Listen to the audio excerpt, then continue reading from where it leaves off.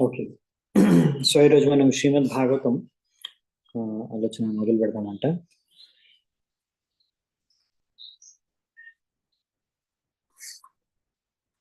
మంగళాచరణ చేసుకొని మొదలు పెడదాం. ఓకే. ఓం అజ్ఞానతిమిరాంధస్య జ్ఞానాంజనాశలాకయా చక్షురున్మిళితం యేన తస్మై శ్రీగురవే నమః. శ్రీచైతన్యమనోభీష్టం స్థాపితం యేన భూతలే స్వయం రూపః కదా మహ్యం దదాతి స్వపదాంతికం.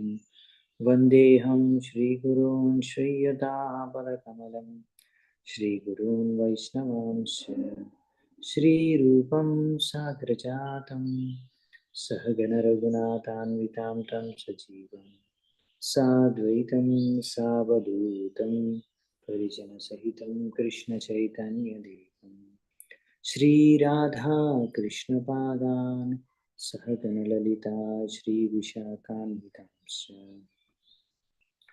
నమో ఓం విష్ణుపాదాయ కృష్ణప్రేష్టాయ భూతలే శ్రీమతే భక్తివేదాంత స్వామినితే నామినే. నమస్తే సారస్వతే దేవే గౌరవాణి ప్రచారిణే నిర్విశేష శూన్యవాది పాశ్చాత్య దేశతారిణే. నమో మహావదన్యాయ కృష్ణ ప్రేమ ప్రదాయతే కృష్ణాయ కృష్ణ చైతన్య నామినే గౌరద్విషే నమః. హే కృష్ణ కరుణా సింధు దీనబంధు జగత్పతే రూపేశ గోపికా కాంత రాధా కాంత నమోస్తుతే. తప్త కాంచన గౌరాంగీ రాధే బృందావనేశ్వరీ వృషభానుసుతే దేవి ప్రణమామి హరిప్రిये. నీలాచల నివాసాయ నిత్యాయ పరమాత్మనే బలభద్ర సుభద్రాభ్యాం జగన్నాథాయ తే నమః.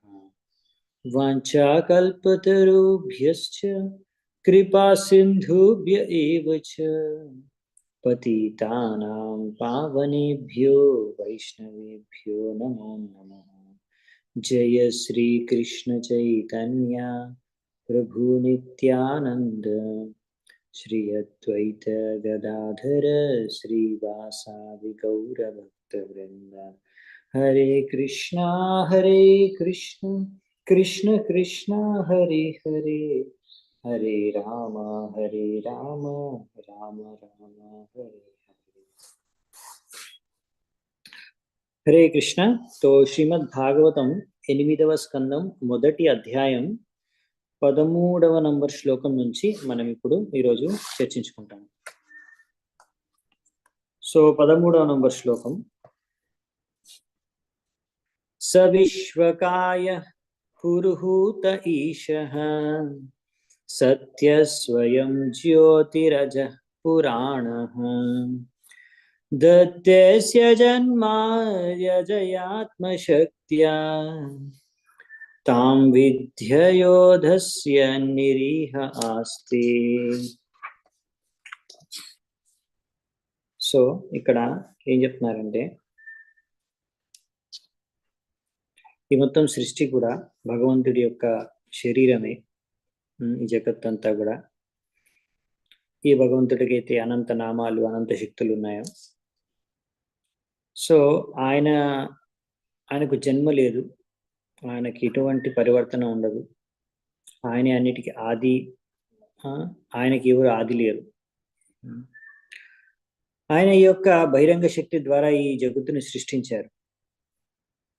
అలాగే ఈ జగత్తుని ఆయన పరిపాలిస్తున్నారు, తర్వాత సంహరిస్తారు కూడా. కానీ ఆయన మాత్రం దీనికి అతీతంగా ఆయన యొక్క అంతరంగ శక్తిలోనే నివసిస్తూ ఉంటారు. ఈ భౌతిక కార్యాల ద్వారా ఆయన ఏమాత్రం కలుషితం అవ్వడం అన్నమాట. సో ఈ విధంగా భగవంతుడికి అనంత శక్తులు ఉన్నాయి. అందులో ఒకటి బహిరంగ శక్తి. దాని ద్వారా ఈ యొక్క భౌతిక ఈ యొక్క జగత్తుని ఆయన సృష్టించారు. సో ఇక్కడ మనకు అవి విషయాలు చెప్తున్నారు దాని గురించి. సో ఇక్కడ భగవంతుడు ఆయన యొక్క గొప్పతనం గురించి మనువు మనకు చెప్తున్నారనమాట. ఈ విధంగా ఇవన్నీ కూడా ఎన్నో ఉపనిషత్తులో ఇంకా వేరు వేరు వేద శాస్త్రాల్లో ఉన్నాయి. సో మనువు ఏంటంటే ఆయన ఏవైతే పరంపరలో విన్నారో, శాస్త్రాల్లో చదివారో ఆ విషయాలు యాక్చువల్లీ బేసికల్లీ ఇక్కడ ఆయన చెప్తున్నాడు అనమాట అందులోంచే. సో ఈ విధంగా నెక్స్ట్ ఏం చెప్పారు చూద్దామంట. 14వ నంబర్ శ్లోకం. అతాగ్రే ఋషయః కర్మాణ్ ఈహంతే కర్మ హేతవే ఇహామానో హి పురుషః ప్రాయో నీహాం ప్రపద్యతే. సో ఇక్కడ ఏం చెప్తున్నారంటే ఈ విధంగా మరి ఇప్పుడు భగవంతుడైతే ఇక్కడ భౌతిక కార్యాలు కర్మల ద్వారా ఆయన ఏమాత్రం అవి భగవంతుడిని స్పర్శించడం స్పర్శించలేవు. అలాగే ఇక్కడున్న మనుషులు కూడా అదే స్థాయికి చేరుకోగలిగేటట్టుగా, అంటే ఎటువంటి భౌతిక కార్యాలు కర్మలు చేసినా కానీ వారికి ఎటువంటి దాని యొక్క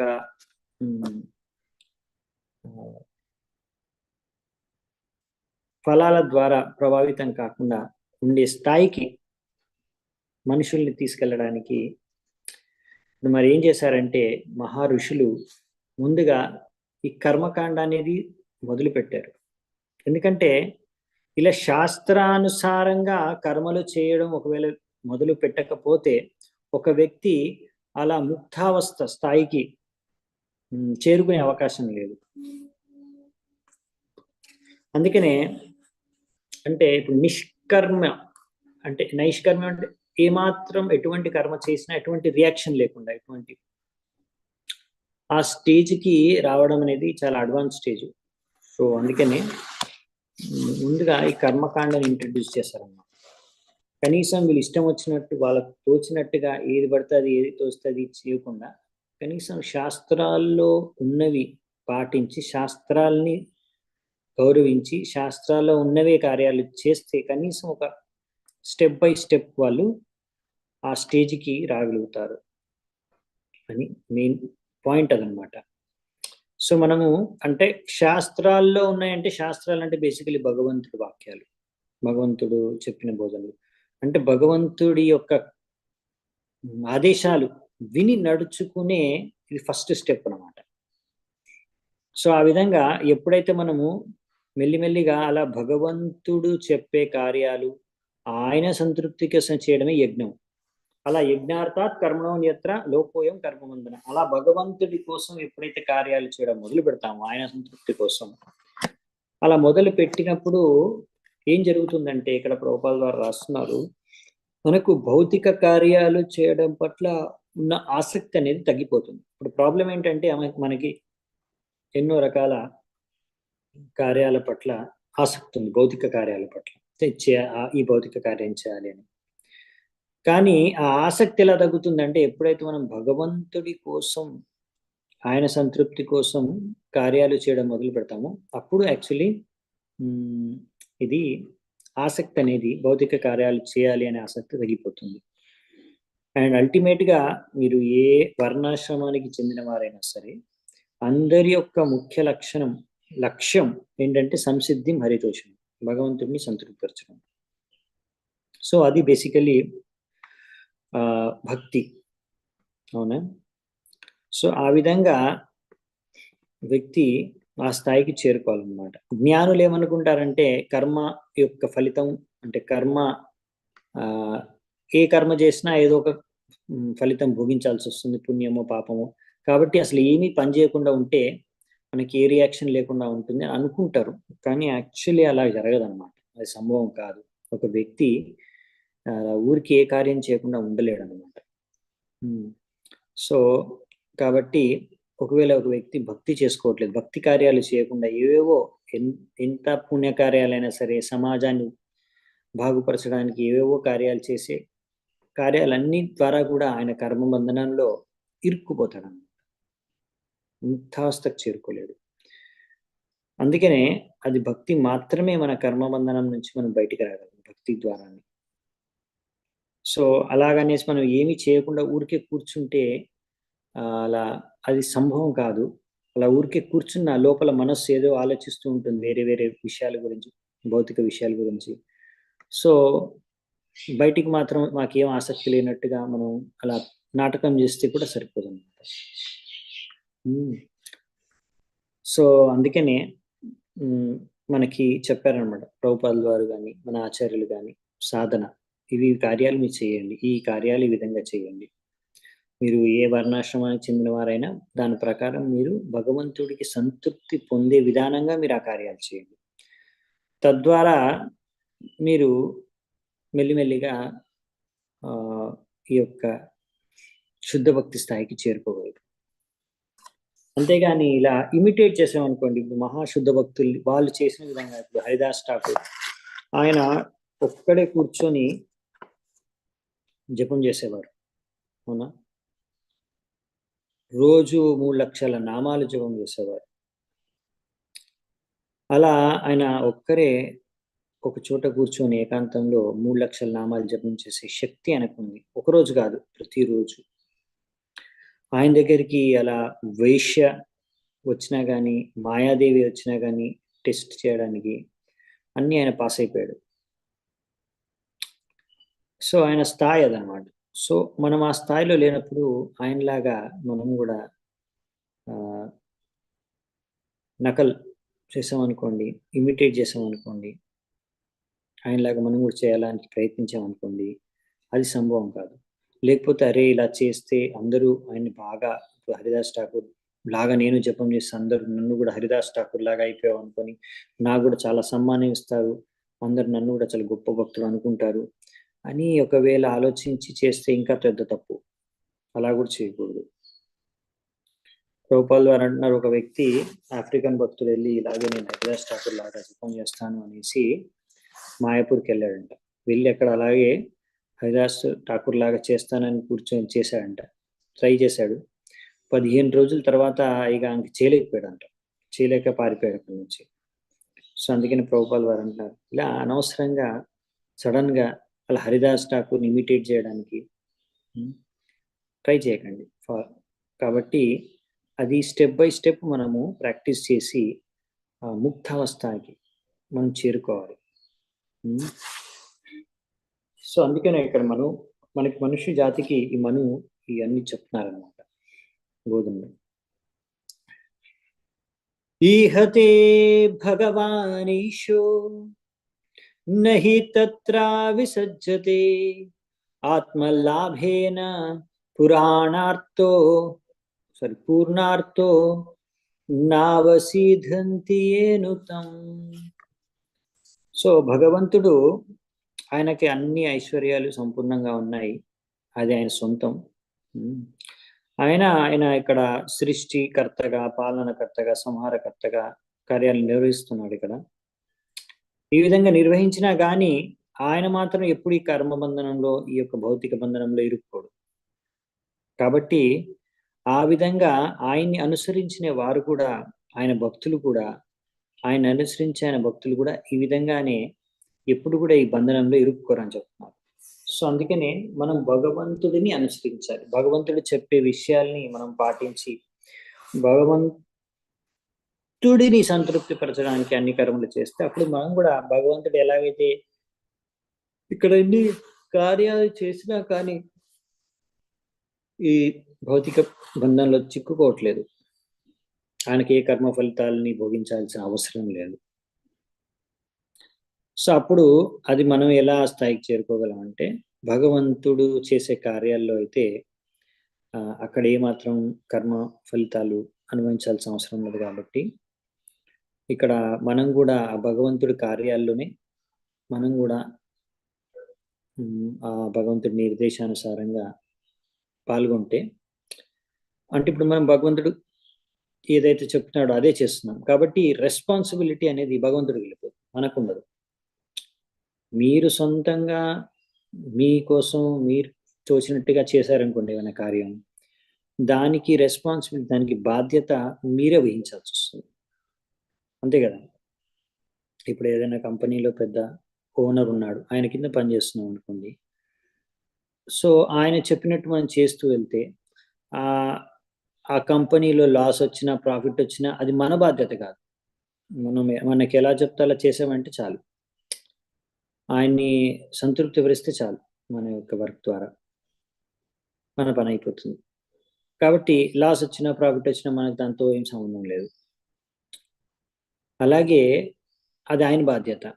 అలాగే భగవంతుడు, ఆయన యాక్చువల్లీ ఈయన ఈశ్వరుడు, ఆయనది మొత్తం ప్రపంచం సృష్టి, ఆయన సృష్టించారు, పాలిస్తున్నారు, పోషిస్తున్నారు. మీరు ఏదైనా కార్యాలు చేసినా చేయకపోయినా ఈ సృష్టి నడుస్తుంది, అవునా కదా? ఏదో మీరు ఈ సృష్టిని నడుపుతున్నారు అన్నట్టు కాదు కదా. మీరు ఉన్నా లేకున్నా దానికి ఏం డిఫరెన్స్ పడదు భగవంతుడికి. ఆయనకి యాక్చువల్లీ మీ అవసరం ఏం లేదు ఈ సృష్టిని పాలించడానికి, నడపడానికి. ఆయన సొంతంగానే అన్ని చేసుకోగలడు. ఒకవేళ సరైన వ్యక్తి లేకపోతే ఆయన సొంతంగా బ్రహ్మ విష్ణు అయిపోగలరు. మనం చూస్తాం ఈరోజు. అలా ఆయన బ్రహ్మ కానీ ఇంద్ర కానీ సరైన వాళ్ళు లేకపోతే ఆ పోస్ట్లోకైనా భగవంతుడు స్వయంగా ఆయన ఇంకొక అవతారం తీసుకొని ఆ పోస్ట్ తీసుకొని కావాల్సిన కార్యాలన్నీ కూడా చేసేయచ్చు. సో యాక్చువల్లీ మనకి అవసరం అనమాట, భగవంతుడు అవసరం. ఈ భక్తి చేసుకోవాల్సిన అవసరం మనకే ఉందన్నమాట. సో ఈ విధంగా మనం భక్తి చేసుకుంటే మనం ఈ కర్మబంధనం నుంచి ముక్తులం అవుతాం. లేకపోతే ఇక్కడ ఉదాహరణ ఇచ్చారు, సిల్క్ వామ్స్. సిల్క్ వామ్స్ అని అంటే పట్టు తయారవుతుంది కదా, సిల్క్. ఆ సిల్క్ వామ్ అది ఏం చేస్తుందంటే కొకూన్ తయారు చేసుకుంటుంది దాని చుట్టూ. ఆ కక్కుని తయారు చేసుకుని అందులో అదే ఇరుక్కుపోతుంది. అలా మనం కూడా మనం చేసే కార్యాల ద్వారా మనమే ఇరుక్కుపోయి ఉంటాం భౌతిక ప్రపంచంలో. ఆ ఉదాహరణ చెప్తున్నారు. సో అందుకనే మనము జాగ్రత్తగా ఉండాలన్నమాట. జాగ్రత్తగా ఉండి మనము కృష్ణుడి యొక్క ఆదేశాలను అనుసరిస్తే, కృష్ణుడిని ఆరాధించుకుంటే అప్పుడు మనము భౌతిక బంధనాల నుంచి ముక్తి పొందవచ్చు. నెక్స్ట్ 16వ నంబర్ శ్లోకం. తమేహమానం నిరహంకృతం బుధం నిరాశిషం పూర్ణమనన్యచోదితం నృణశిక్షయంతం నిజవర్త్మ సంస్థితం ప్రభుం ప్రపత్యే కిల ధర్మ భావనం.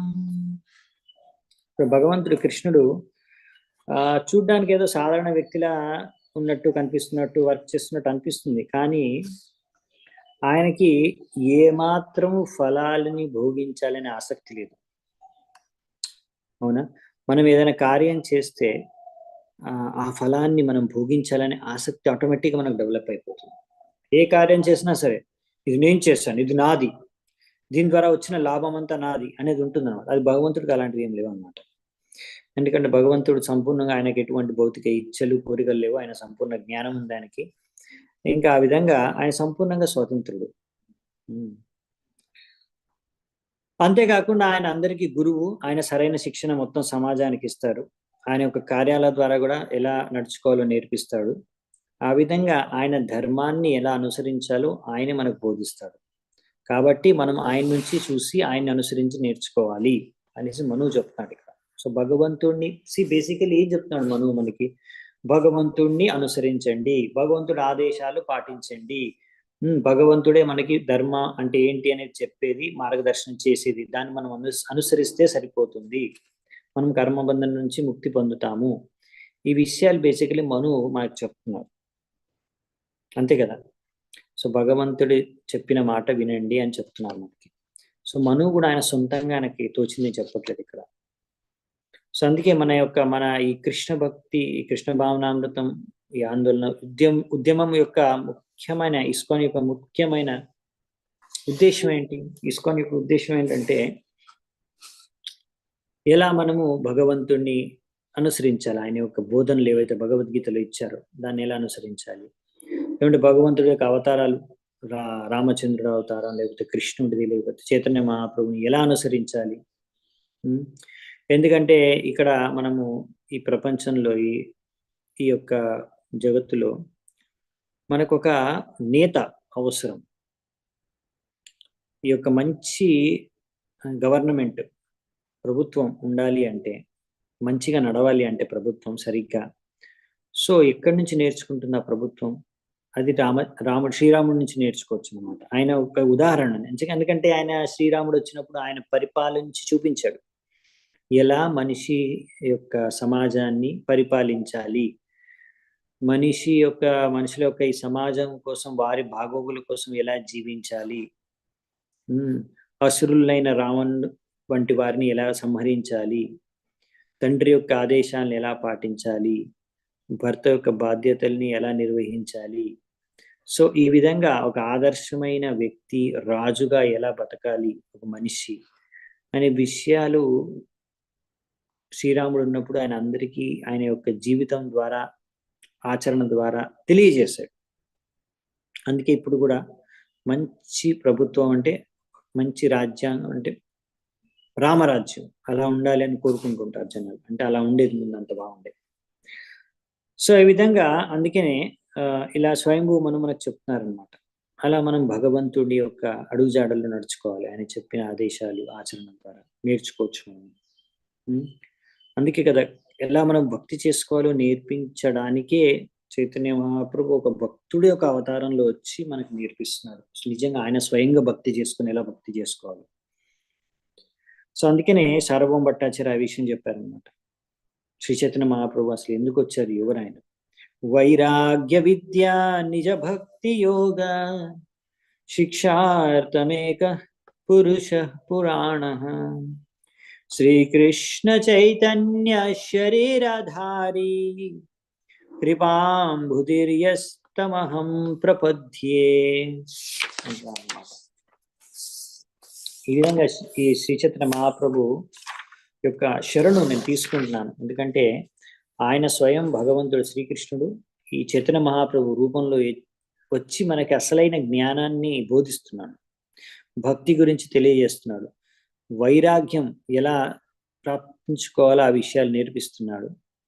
తద్వారా మన కృష్ణ భక్తిలో ఎలా ముందుకెళ్లాలో ఆయన మనకి తెలియజేపిస్తున్నాడు, దారి చూపిస్తున్నాడు. ఆయన దానికోసమే ఈ యొక్క అవతారం ఎత్తి మనకు ఆయన యొక్క కృపను పంచుతున్నాడు. సో మనము దయచేసి మనం అందరం కూడా అలా ఆయన యొక్క శరణాగతులు అయిపోవాలి మనం ఆయనకి. ఈ విధంగా ఇక్కడ చెప్తున్నారనమాట. అలా చైతన్య మహాప్రభు వచ్చారు, బోధించారు, అందరినీ భక్తి చేసుకోమని చెప్పి, అదే కృష్ణుణ్ణి ఎలా మీరు భక్తి చేసుకున్నారు అది ఇంకొకరికి చెప్పండి, మీరు ప్రచారం కూడా చేయాలి, అలా గురువు అయిపోండి అని చెప్తున్నారు కూడా. జారదేకే తారక హే కృష్ణ ఉపదేశ్ అమార్ ఆజ్ఞాయ గురు హోయ్ తారదేశ్ తారై దేశ్. అలా నా ఆజ్ఞతో మీరందరూ కూడా గురువు అయి ఈ యొక్క ప్రచారం చేసి ఉద్ధరించండి అందరినీ, దేశాన్ని ఉద్ధరించండి. సో దేశాన్ని ఉద్ధరించడం అంటే యాక్చువల్లీ ఈ యొక్క హరే కృష్ణ మహామంత్రం ప్రచారం చేయడం, భక్తి యొక్క ప్రచారం చేయడం అన్నమాట. సో దీంతో ఇలా మనువు ఎన్నో బోధనలు మనకి ఇచ్చారనమాట. రైట్. సో నెక్స్ట్ ఏం జరిగిందంటే చూద్దాం. శ్రీ శుక ఉవాచ ఇతి మంత్రోపనిషదం వ్యాహరంతం సమాహితం దృష్ట్వా సురాయాతుధాన జగ్దుమ్ అభ్యద్రవన్ క్షుధా. శుకదేవ గోస్వామి ఏమంటున్నాడంటే, ఆ విధంగా స్వయంభూమను ధ్యానంలో కూర్చొని వైదిక మంత్రాల్ని ఉపనిషత్తులోంచి పఠిస్తూ ఉన్నప్పుడు ఆయన్ని చూశారు కొంతమంది రాక్షసులు, అసురులు. వాళ్ళకెంతో ఆకలి మీద ఉండి ఆయన్ని తినేద్దాం అనే ఉద్దేశంతో ఆయన దగ్గరికి వచ్చారంట. అలా వాళ్ళు ఎంతో వేగంతో ఆయన వైపు వస్తున్నారు. అప్పుడు ఏం జరిగిందంటే 18వ నంబర్ శ్లోకం, తాంస్తతావసితాన్ వీక్ష్య యజ్ఞః సర్వగతో హరిః యామైః పరివృతో దేవైర్ హత్వా శాసత్రివిష్పతాం విష్టపం. సో ఇక్కడ ఏం చెప్తున్నారంటే, అప్పుడు ఏం జరిగింది అంటే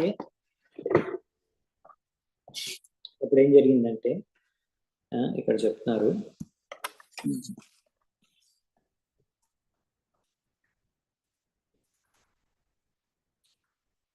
ఏం జరిగిందంటే భగవంతుడు విష్ణువు ఎవరైతే ప్రతి ఒక్కరి హృదయంలో నివసిస్తున్నారో ఆయన అప్పుడు యజ్ఞపతి రూపంలో ఆయన ప్రత్యక్షమై, ఎందుకంటే ఆయన చూశాడనమాట. ఇక్కడ రాక్షసులు ఇంకా అసురులు వీళ్ళందరూ కూడా ఇప్పుడు స్వయంభూమాన్ని తినేద్దాం అనే ఉద్దేశంతో ముందుకు వచ్చినప్పుడు ఆయన అప్పుడు ఏం జరిగిందంటే యజ్ఞపతి భగవంతుడి అవతారం ఆయన, ఇంకా ఆయన యొక్క పుత్రులు వాళ్ళ పేరు యామాస్, వాళ్ళందరినీ ఇంకా మిగతా దేవతల్ని తీసుకొచ్చి అక్కడున్న రాక్షసుల్ని అసురుల్ని అందరినీ సంహరించేశారు. దాని తర్వాత ఆయనే ఇంద్రుడి యొక్క స్థానంలో ఆయన పదవిని తీసుకొని ఇంద్రుడిగా మారి ఆయన అక్కడ దేవలోకాలు అంటే స్వర్గలోకాలని శాసించడం మొదలుపెట్టాడు. సో ఇవన్నీ కూడా బ్రహ్మ, శివ, ఇంద్ర ఇలా ఎన్నో దేవతల పేర్లు మీరు వింటారు కదా. ఇవన్నీ కూడా ఏంటంటే ఒక వ్యక్తి యొక్క పేరు కాదనమాట, ఇవన్నీ ఒక పదవులు. సో అప్పుడప్పుడు ఎప్పుడైతే అవసరం ఉంటుందో భగవంతుడు స్వయంగా కూడా ఇలా ఇంద్రుడు యొక్క పదవి లేకపోతే బ్రహ్మ యొక్క పదవిని గ్రహిస్తారు.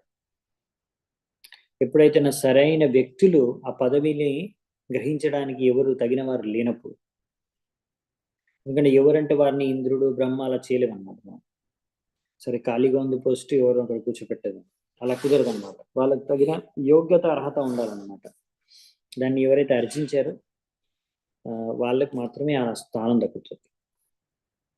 లేకపోతే ఆ కార్యాలైతే నిర్వహించాలి కదా. సో భగవంతుడు స్వయంగా అప్పుడు ఆ పదవిని స్వీకరించి ఇంకొక అవతారం ఎత్తి ఆయన స్వయంగా ఆ యొక్క కార్యాన్ని నిర్వహిస్తారన్నమాట. సో నెక్స్ట్ 19వ నంబర్ శ్లోకం. స్వారోచిషో ద్వితీయస్తు మనుర్అగ్నేయస్సుతో భవత్ ద్యుమత్స్ సుషేణ రోచిస్మత్ ప్రముఖాస్తస్య చాత్మజాః. సో ఇక్కడ ఏం చెప్తున్నారంటే నెక్స్ట్ అగ్ని యొక్క పుత్రుడైన స్వారోచిష అనే వ్యక్తి రెండవ మనువు అయ్యారంట. ఆయన యొక్క పుత్రులు ద్యుమత్, సుషేణ ఇంకా రోచిష్మ. సో ఇప్పుడు ఇక్కడ విషయం ఏంటంటే ఫస్ట్ మనువు వచ్చేసి స్వయంభూ మను. ఆయన గురించి ఆల్మోస్ట్ అయిపోయింది అనమాట చర్చ, రైట్.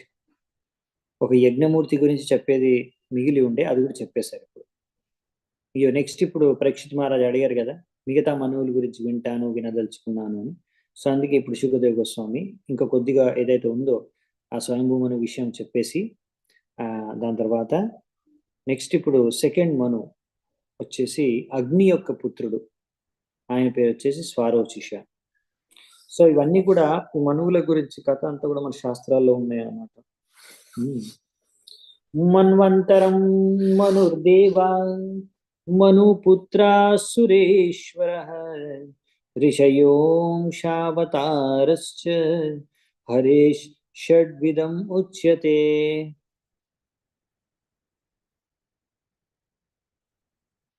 సో ఇలా భగవంతుడు ఎన్నో అవతారాలు తీసుకుంటారు. అందులో మనువుగా కూడా, మనుపుత్రులుగా కూడా, ఇంద్రుడిగా కూడా, సప్తఋషులుగా కూడా అప్పుడప్పుడు పాక్షికంగా అవతారాలు ఎత్తుతూ ఉంటాడు ఆయన. అవునా, ఇవన్నీ కూడా ఆయన యొక్క పాక్షిక అవతారాలు, పార్షియల్ ఇన్కార్నేషన్స్. సో ఈ విధంగా మను స్వయంగా ఆయన పుత్రులైన ప్రియపద ఉత్తానపాదులు, ఇంకా దక్ష ప్రజాపతి వల్ల సృష్టించబడిన దేవతలు, ఇంకా ఎంతో మంది ఋషులు, మరీచి ఇటువంటి ఋషులు, వీళ్ళందరూ కూడా భగవంతుడు యొక్క పార్షియల్ అంటే పాక్షిక అవతారాలు అన్నమాట, పార్షియల్ ఇన్కార్నేషన్స్ స్వయంభూమను సమయంలో. ఓకే, సో ఆ సమయంలో అప్పుడు భగవంతుడి యొక్క అవతారం యజ్ఞ అనే వ్యక్తి ఫైనల్ గా ఇంద్రుడయ్యాడు. సో ఆ టైంలో అంటే నెక్స్ట్ ఇంద్రుడయ్యాడు, అప్పుడు నెక్స్ట్ మను వచ్చేసి స్వారోచిష అయ్యారనమాట. ఈ విధంగా ఇంకా మిగతా మనువుల గురించి, ఇంకా మిగతా ఋషులు దేవతల గురించి నెక్స్ట్ 11 శ్లోకాల్లో మనం చూస్తాం. ఇప్పుడు నెక్స్ట్ వచ్చే శ్లోకాలన్నింటిలో అవన్నీ చూద్దామంట. సో ఇక్కడ నెక్స్ట్ నుంచి పెద్దగా పర్పట్స్ ఏమి ఉండవు, తాత్పర్యాలు ఏమి పెద్దగా ఉండవు, అక్కడక్కడ ఉంటుంది, అది నేను చర్చిస్తాను. సో మ్యాక్సిమం ఇక్కడ ఎవరెవరు నెక్స్ట్ మను అయ్యారు, నెక్స్ట్ ఎవరెవరు వాళ్ళ సంతానం లేకపోతే ఇలా దేవతలు ఉండేవారు అనే విషయాలు మనం చూసుకుంటూ వెళ్ళిపోతామంట. తత్రేంద్రో రోచనస్త్వాసీద్ దేవతాస్తాతుషితాదయః ఊర్జస్తంభాదయః సప్త ఋషయో బ్రహ్మవాదినః. తో స్వారోచిష అనే మనువు ఉన్న కాలంలో ఇంద్రుడి యొక్క పదవిని రోచన అనే వ్యక్తి ఆగ్రహించారు. అలాగా యజ్ఞ యొక్క పుత్రుడు, ఆయన ఎవరంటే యజ్ఞపుత్రుడే రోచన. సో నెక్స్ట్ వచ్చేసి తూషిత. ఈ తూషిత అనే వ్యక్తి ఇంకా మిగతా వాళ్ళందరూ ఆ సమయంలో దేవతలుగా మారారు. ఇంకా ఊర్జ, స్తంభ, ఇంకా మిగతా వాళ్ళందరూ కూడా సప్తఋషులుగా మారారు. వీళ్ళందరూ కూడా భగవంతుడి యొక్క ఎంతో శ్రద్ధాపూర్వకమైన భక్తులు అన్నమాట.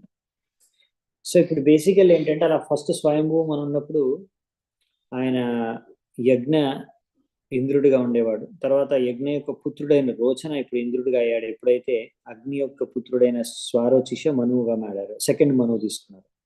సో ప్రతి ఒక్కసారి ఎప్పుడైతే కొత్త మనువు వస్తారో, మనువు చేంజ్ అవుతారో, అప్పుడు ఆయనతో పాటు ఇంద్రుడు, మిగతా దేవతలు, సప్త ఋషులు వీళ్ళందరూ కూడా చేంజ్ అవుతారు అన్నమాట. ఎలాగైతే ఇప్పుడు ప్రైమ్ మినిస్టర్ చేంజ్ అయితే ఆయన క్యాబినెట్ కూడా చేంజ్ అవుతుంది కదా ఆయనతో పాటు.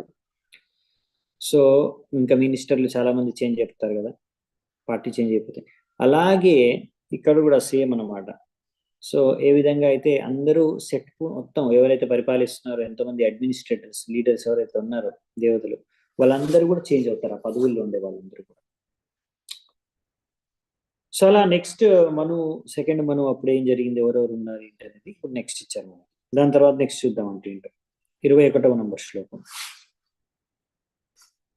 ఋషేస్తు వేదశీరసస్ తుషితా నామ పత్న్యభూత్ తస్యాం జగ్నే తతో దేవో విభుర్ ఇత్యభివిశ్రుతః.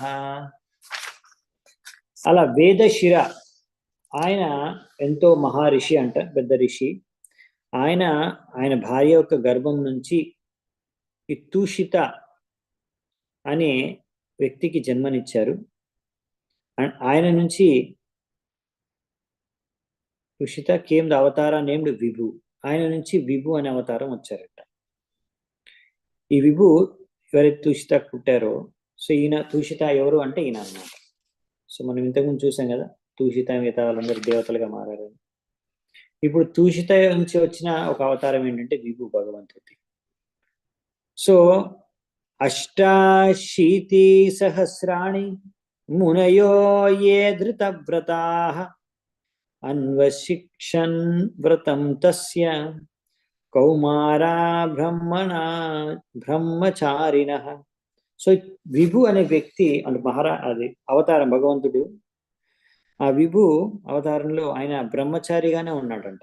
జీవితాంతం ఆయన వివాహం చేసుకోకుండా బ్రహ్మచారిగా ఉండిపోయాడంట.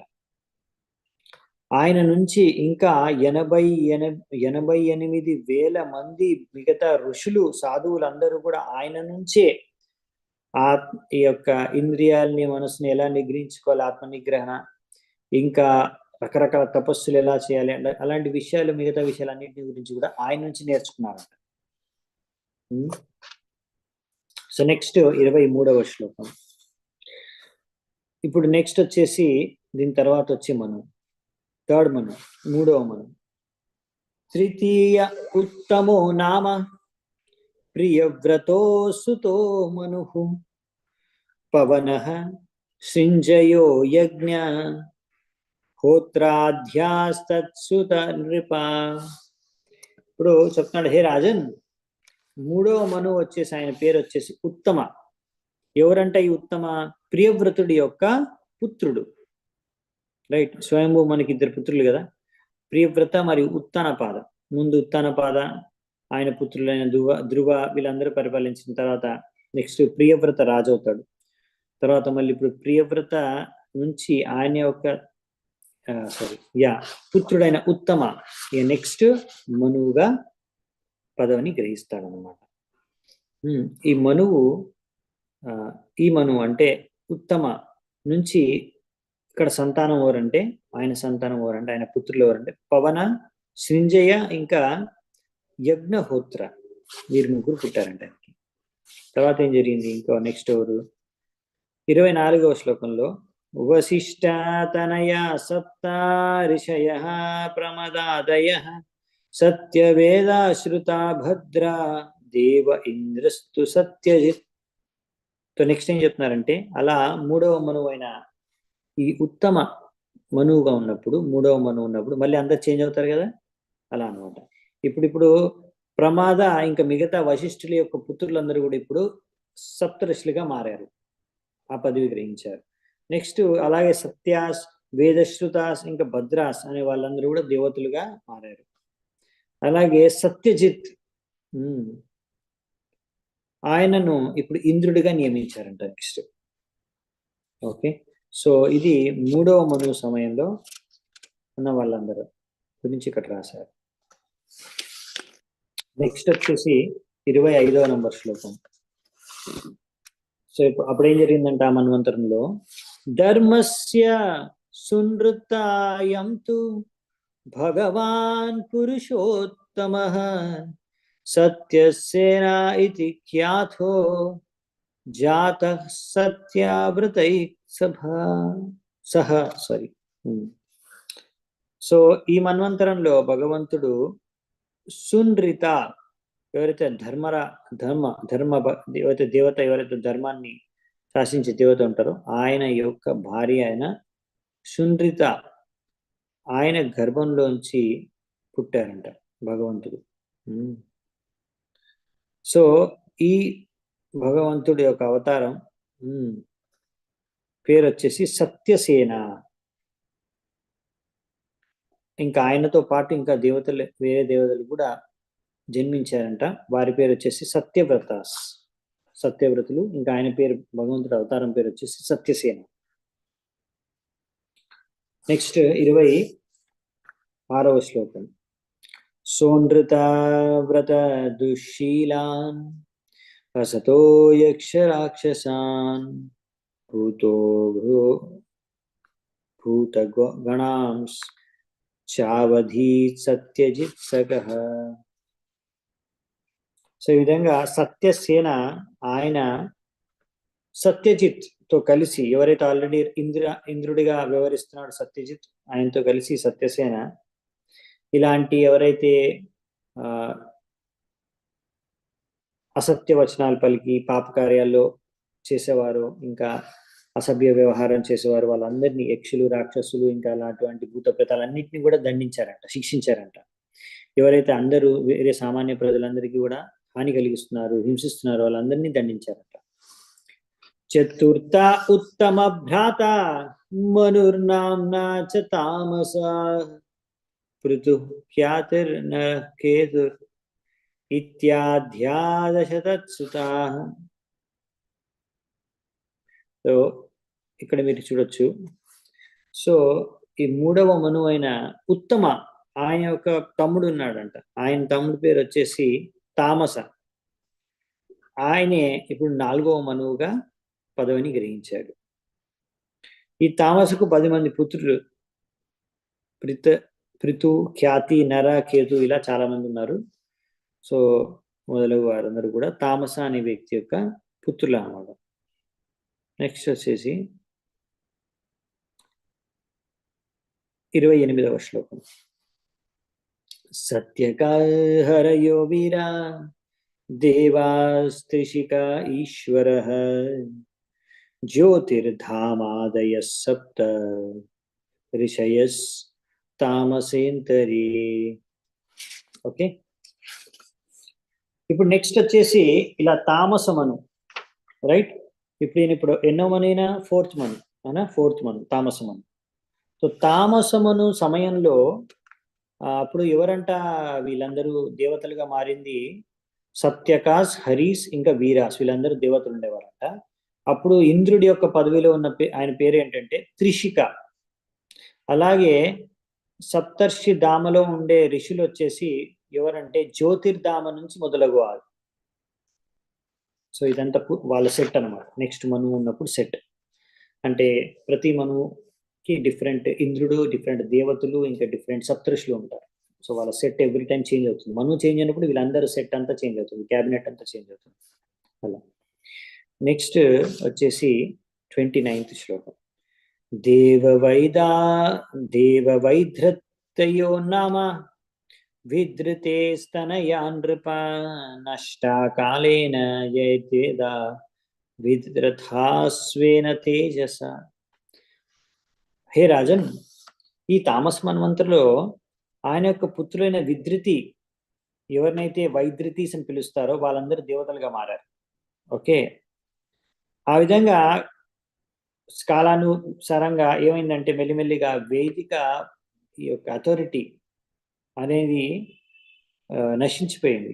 అప్పుడు ఈ దేవతలు అందరూ కూడా వారి యొక్క శక్తి ద్వారా ఈ వేదాల్ని సంరక్షించారంట. ఎప్పుడైతే వేదాలు నశించిపోతున్నాయో వాటిని సంరక్షించారు. ఇది దేవతల యొక్క బాధ్యత. సో తామస మన్వంతరలో వీళ్ళు ఎవరైతే ఈ విధృతి అనే వ్యక్తి యొక్క పుత్రులు ఉండేవారు, వైధృతిస్, వారు ఒక రకమైన దేవతలు. వారి యొక్క బాధ్యత వేదాల్ని రక్షించడంతో వాళ్ళు ఈ వేదాల్ని రక్షించారంట. ఇలా రాక్షసులు ఏంటంటే వేదాలని ఉల్లంఘిస్తారు, అలాగే దేవతలు ఏంటంటే వేదాలని రక్షిస్తారు, అనుసరిస్తారు. ఇలా వేదాలు అనేవే లేకుంటే, శాస్త్రాలు అనేవే లేకుంటే, మానవ సమాజాన్ని శాస్త్రయుక్తంగా జీవించకపోతే అన్ని రకాల సమస్యలు, అశాంతి, అభద్రత అన్ని పుట్టుకొస్తాయి అన్నమాట. సో అదే మెయిన్ కారణం. నెక్స్ట్ వచ్చేసి 30వ శ్లోకం. ఇంకా ఈ మన్వంతరంలో ఏం జరిగింది? ఇప్పుడు ప్రతి మన్వంతరంలో ఎవరో ఒకరు భగవంతుడు ఏదో ఒక అవతారం తీసుకొని ధర్మాన్ని స్థాపిస్తూ ఉంటారు. సో ఈ మన్వంతరంలో చూద్దామంట. 30వ శ్లోకం. తత్రాపి జగ్నే భగవాన్ హరిణ్యాం హరిమేధసః హరిరిత్యాహృతో యేన గజేంద్రో మోచితో గ్రహాత్. ఈ మన్వంతరంలో కూడా భగవంతుడు విష్ణువు హరిని అనే దేవత యొక్క గర్భం నుంచి, ఆమె హరిమేధ యొక్క భార్య, ఆమె గర్భం నుంచి ఇప్పుడు హరిణి అనే గర్భం నుంచి ఆయన ఒక జన్మ అవతారం తీసుకున్నారు భగవంతుడు. ఆయన పేరే హరి. ఈ హరి అనే అవతారమైన భగవంతుడు గజేంద్రుడిని రక్షించాడు అన్నమాట. ఎవరి నుంచి? ముసలి యొక్క ముఖాన్ని నుంచి గజేంద్రుడిని రక్షించాడు. ఎందుకంటే గజేంద్రుడు ఆయన భక్తుడంట. సో ఇది వినగానే, ఇలా గజేంద్రుణ్ణి రక్షించాడు అనే ఈ విషయం వినగానే, గజేంద్రో మోచితో గ్రహాత్, తో పరీక్షిత్ మహారాజు ఇప్పుడు శుకదేవ్ గోస్వామిని ఒక ప్రశ్న అడుగుతారు.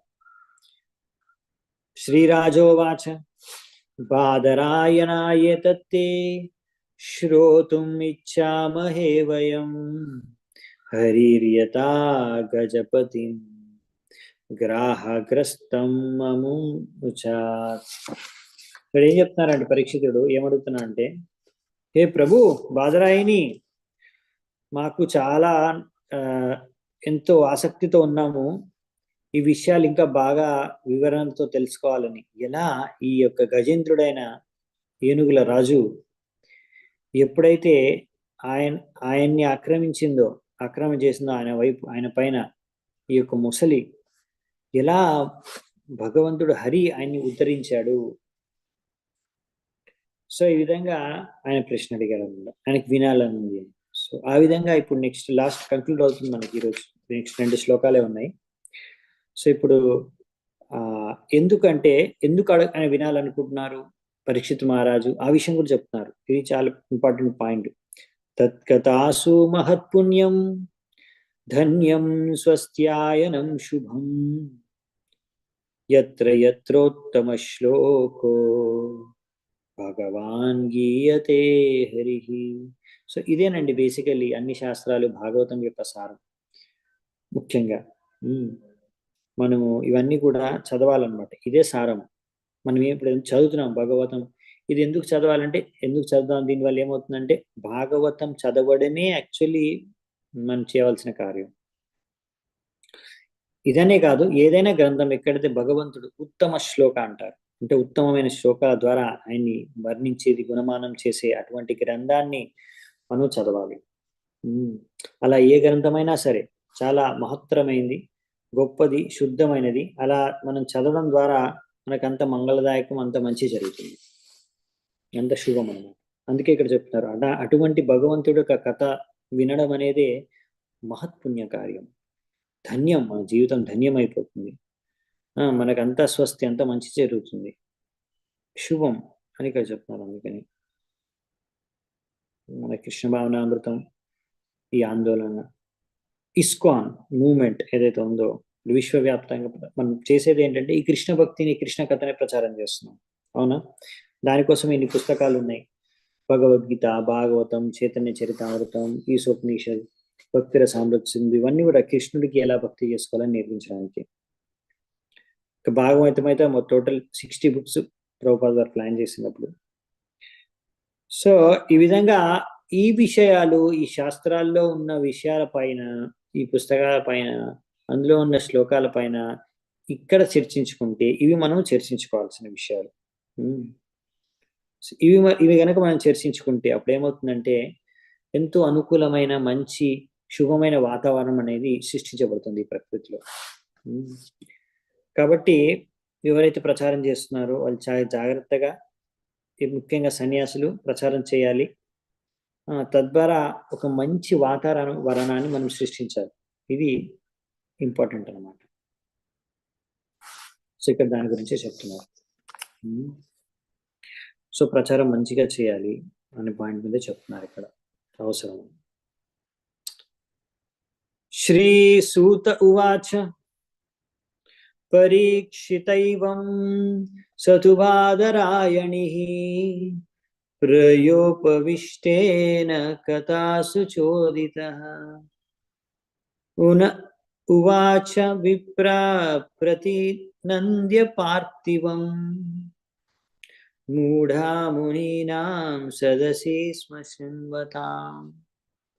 సూత గోస్వామి చెప్తున్నారు ఇప్పుడు ఏమని, ఓ బ్రాహ్మణులారా, బేసికలీ ఇక్కడ పరీక్షిత్ మహారాజుకి శుకదేవ గోస్వామి ఏదైతే చెప్తున్నారో ఇవన్నీ కూడా యాక్చువల్లీ సూత గోస్వామి కూడా అలా అక్కడ పరీక్షిత్ మహారాజుతో కూర్చొని సూత గోస్వామి అన్ని విన్నారు. సో ఇప్పుడు నైమిషారణ్యలో అలా అందరూ ఋషులు మునులు అని కూరుకుంటే అప్పుడు సూత గోస్వామి పరీక్షిత్ మహారాజు ఇంకా శుకదేవ గోస్వామి మధ్యలో జరిగిన సంభాషణ ఏంటి అనేది ఇప్పటివరకు వివరిస్తూ వచ్చారు, ఇంకా భవిష్యత్తులో కూడా వివరిస్తూ ఉంటారు ఈ భాగవతంలో ముందు కూడా.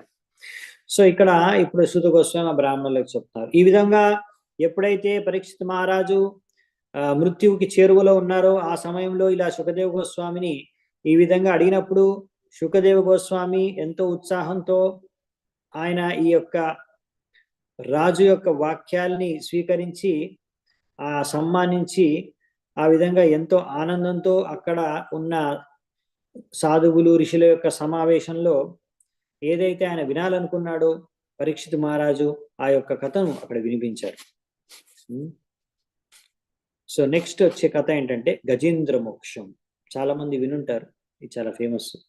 సో గజేంద్ర మోక్షాన్ని మనం వచ్చే 3 అధ్యాయాల్లో చూస్తాం అన్నమాట, అసలు మొత్తం ఫస్ట్ నుంచి లాస్ట్ వరకు. సో నెక్స్ట్ చాప్టర్ వచ్చేసి గజేంద్రుడు ఎందుకు, ఆయన ఏ సమస్యలో ఎలా పడ్డాడు, ఎక్కడ, ఏ సమయంలో, ఏ విధంగా ఆయన సమస్యలో పడ్డాడు, ఇరుక్కుపోయాడు. నెక్స్ట్ దాని తర్వాత ఏం చూస్తామంటే ఆ తర్వాత నెక్స్ట్ చాప్టర్లో గజేంద్రుడు ఎలా మరి ఆపదలో పడ్డాడు, దాని తర్వాత ప్రార్థనలు ఎలా అర్పించుకున్నాడు భగవంతుడికి రక్షించమని, తర్వాత నెక్స్ట్ చాప్టర్లో భగవంతుడు ఎలా వచ్చి ఆయన్ని రక్షించారు. ఇవన్నీ విన్నందుకు మనకు దొరికే ఫలశ్రుతి ఏంటి, ఇవన్నీ విషయాలు మనం నెక్స్ట్ వచ్చే 3 అధ్యాయాల్లో వచ్చే రోజుల్లో చూద్దామంట. సో ఈరోజు ఇక్కడే ముగిస్తున్నాను, ఎందుకంటే ఈ అధ్యాయం కూడా